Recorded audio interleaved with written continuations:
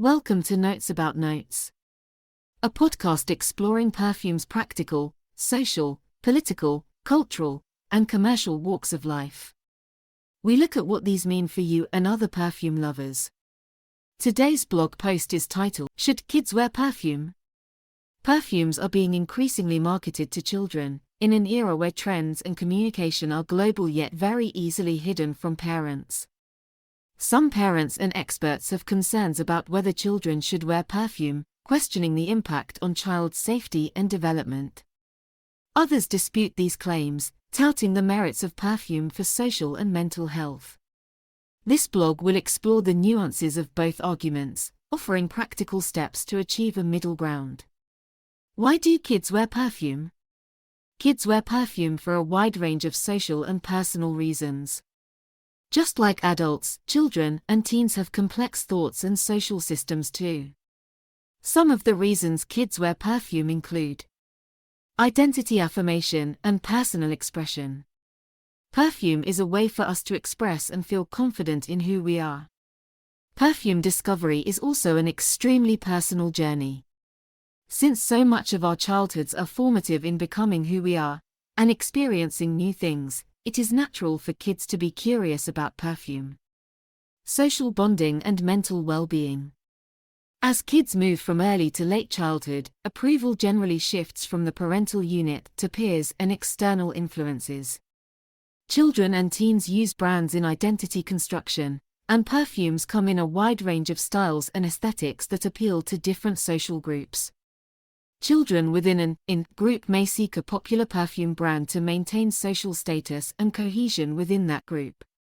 This is the basis of most trends and Veblen marketing generally. For example, a popular clique may all wear the same perfume in order to mark membership, with severe consequences should this social rule be broken. Children may use perfume as a beacon to an idealized community or substitute for identity affirmation. This can be a lifeline for bullied or otherwise isolated children.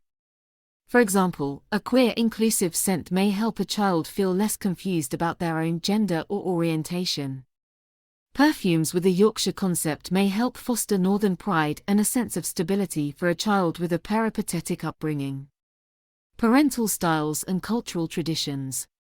Parents often model their parental style on their own parents, traumas, and family traditions. This may include attitudes to scent, attitudes to consumerism and finance, and cultural norms or religious doctrines that include the use of fragrance. Children will in turn model aspects of who they are on the basis of these rules and teachings.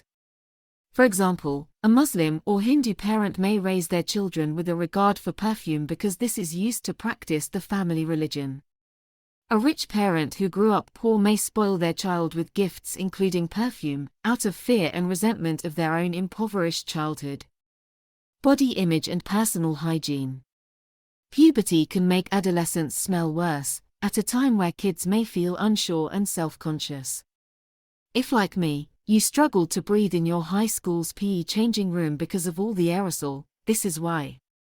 As children age, they will also develop their own personal style and hygiene habits. Some kids will see perfume as a way to experiment with their style and feel less conscious about their bodies. Some parents may see perfume as a fun and easy way for their children to practice good hygiene. What are the arguments against children wearing perfume? The complex social reasons kids choose to wear perfume can lead to social problems later in life without proper guidance. Improper use of perfume can lead to environmental and child endangerment. Here is how. Negative body image. Perfume marketing and pricing can harm child development when used to exclude children. Perfume ads promote a specific lifestyle and aesthetic, which can be inferred by impressionable children that those outside of this standard are unacceptable. With the advent of social media, algorithmically tailored to the user, this crisis of body image has worsened while getting harder to detect. Children who can meet this standard may exclude those who opt out of those who cannot meet it. Children who can't meet this standard may feel less valued as individuals in society, struggling to build self-esteem or connect with community. Exposure to adult themes and toxic social messaging. Peer pressure and social exclusion are nothing new in adolescents and young children.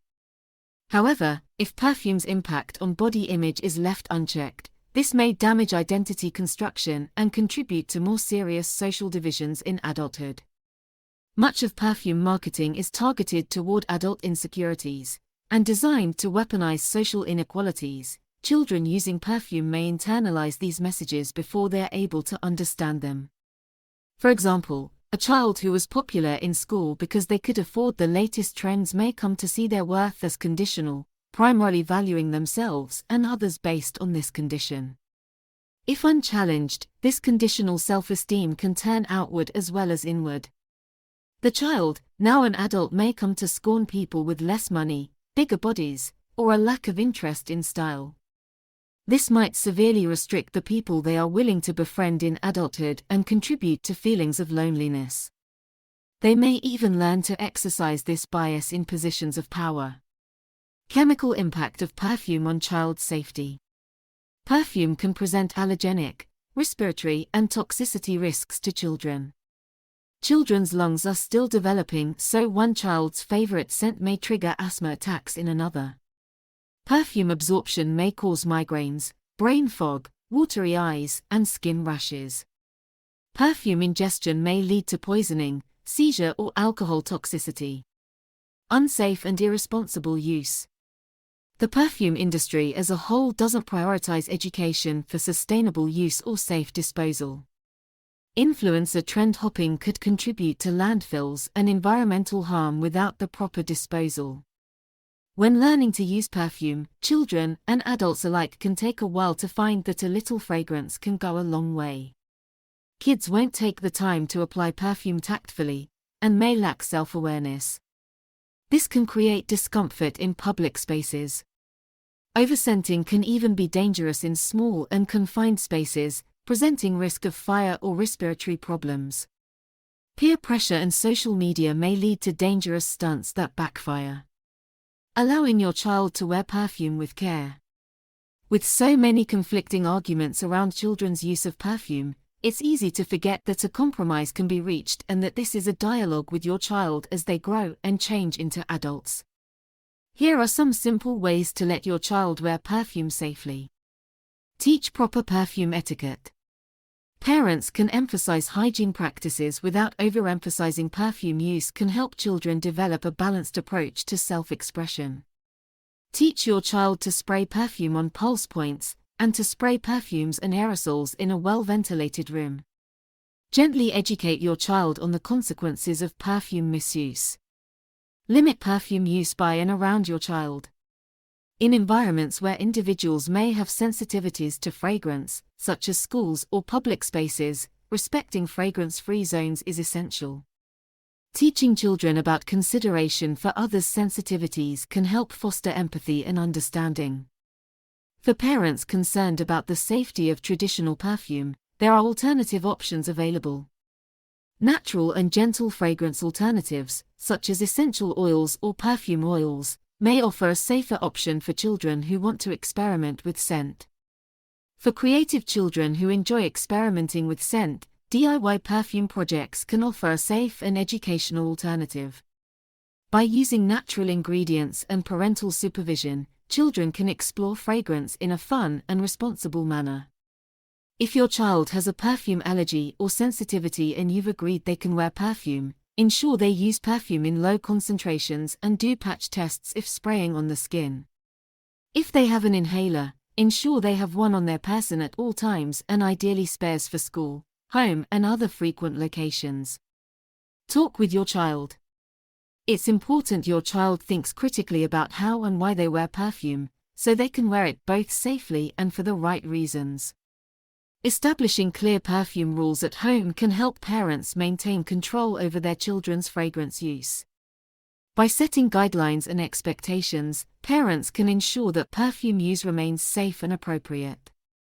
Parents may consider allowing their children to use fragrance in moderation, under supervision, while also prioritizing safety and well-being. Parents should encourage open communication with their children about peer influence, body image, and social comparison.